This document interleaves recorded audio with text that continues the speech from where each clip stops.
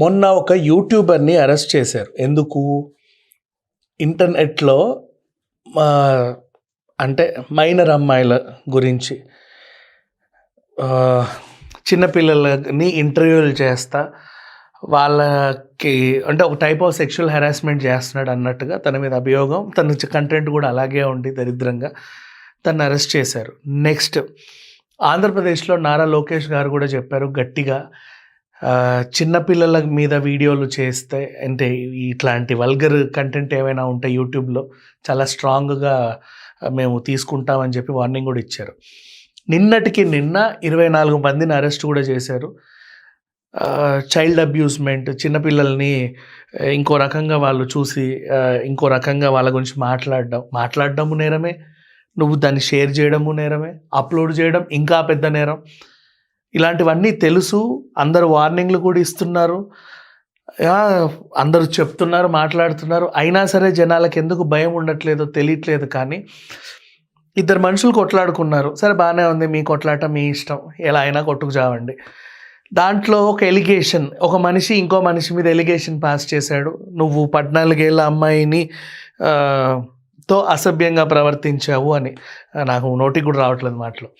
And వాడేమో సన్నాసి, ఆ సన్నాసి గాడేమో ఈయనకి రిప్లై ఇచ్చుకుంటూ నీకేం తెలుసు, నువ్వు చూసావా, నేను ఆమెకి ఏదో కొనియడానికి వెళ్ళాను, గిఫ్ట్లు ఇచ్చాను, ఇంకేదో చేసి నేను ఆ పిల్లతో నీ పేరు చెప్పి కేసు పెట్టిస్తాను అని చెప్పేసి ఆయన ఒక వీడియో చేయడం.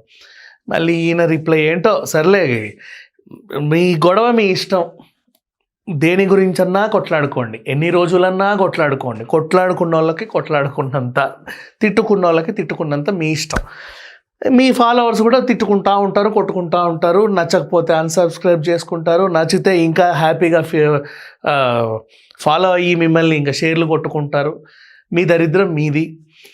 అయితే దీంట్లో చిన్నపిల్లల గురించి మాట్లాడేటప్పుడు కొంచెం టంగ్ స్లిప్ అవ్వకుండా ఉండాలి. ఎందుకంటే మీరు చేసేది ఎంత పెద్ద నేరం అంటే, నిన్ను ఫాలో అయ్యే కొన్ని లక్షల మంది ఉన్నారు, ఆ దరిద్రాన్ని ఫాలో అయ్యే కొంతమంది లక్షల మంది కూడా ఉన్నారు.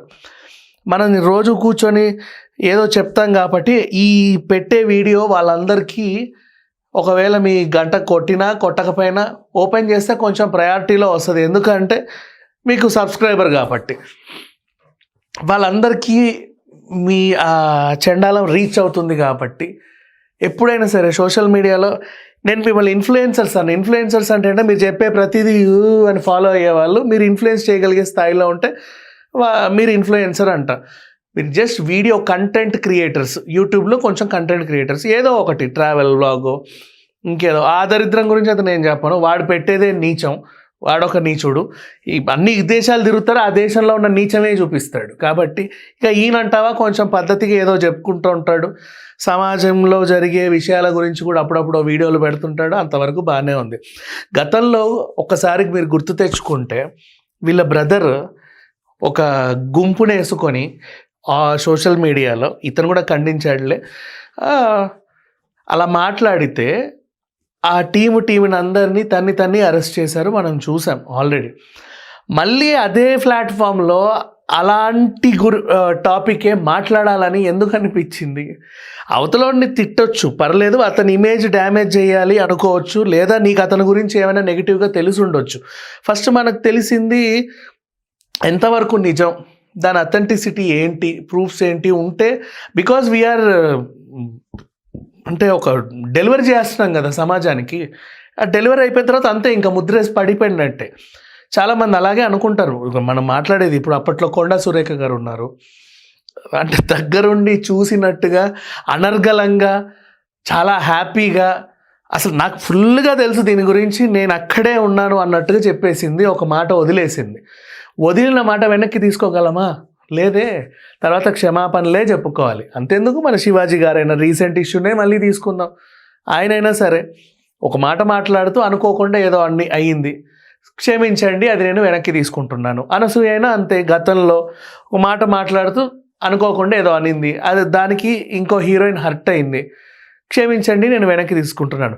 ఈ క్షమాపణలు పక్కన పెట్టేస్తే జరగాల్సిన డ్యామేజ్లన్నీ జరిగిపోతున్నాయి. సో అందుకని చెప్పేసి వాగేటప్పుడే కొంచెం ఒకసారి గొంతుని ఇట్లా పెట్టుకొని ఆ వచ్చే మాట పర్ఫెక్ట్గా ఉందా లేదా వదిలితే ఏ బాధ ఉండదు, ఏ ఇబ్బంది ఉండదు.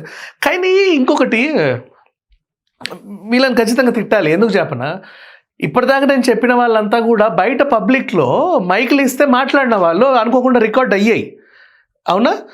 మీరు మాట్లాడిన తర్వాత మళ్ళీ ఎడిట్ చేసుకుంటారు, మళ్ళీ దానికి అదేంటిది కాసేపు కూర్చొని ఏ టైటిల్ పెడితే బాగుండు అనుకుంటారు.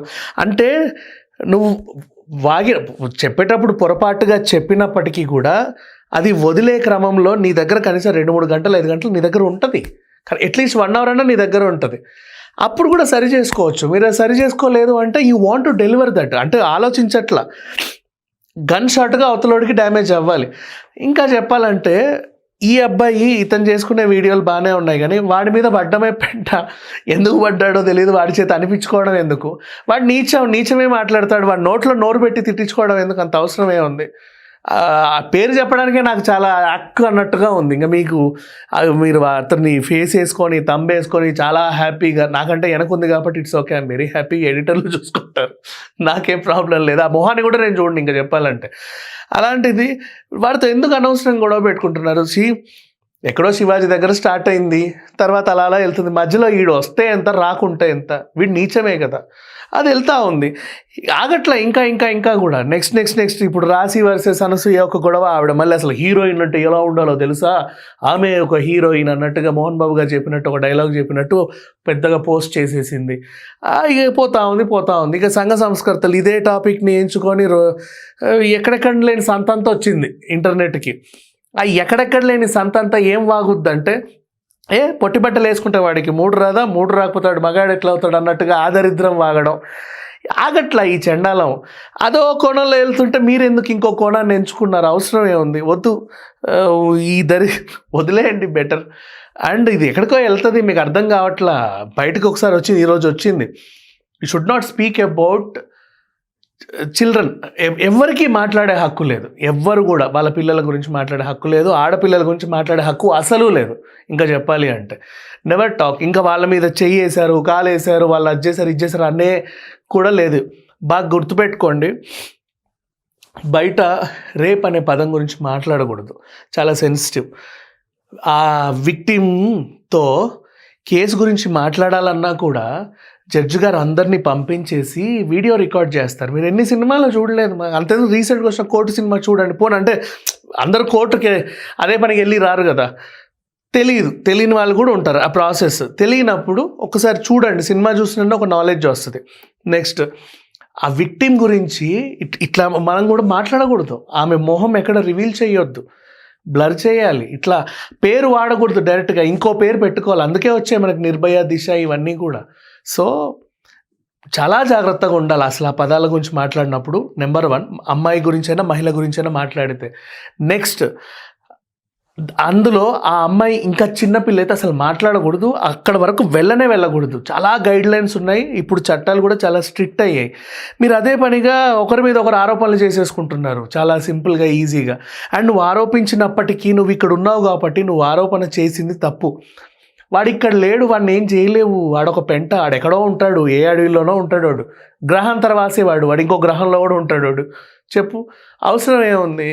వదిలేయండి ఇట్లాంటి టాపిక్ని. వీలైతే ఇంకా ఎక్కువ రీచ్ అయ్యేలోపు బెటర్ డిలీట్ దట్, అంతే. ఇంకంత నుంచి ఇంకేం చెప్పలేము. Thank you so much.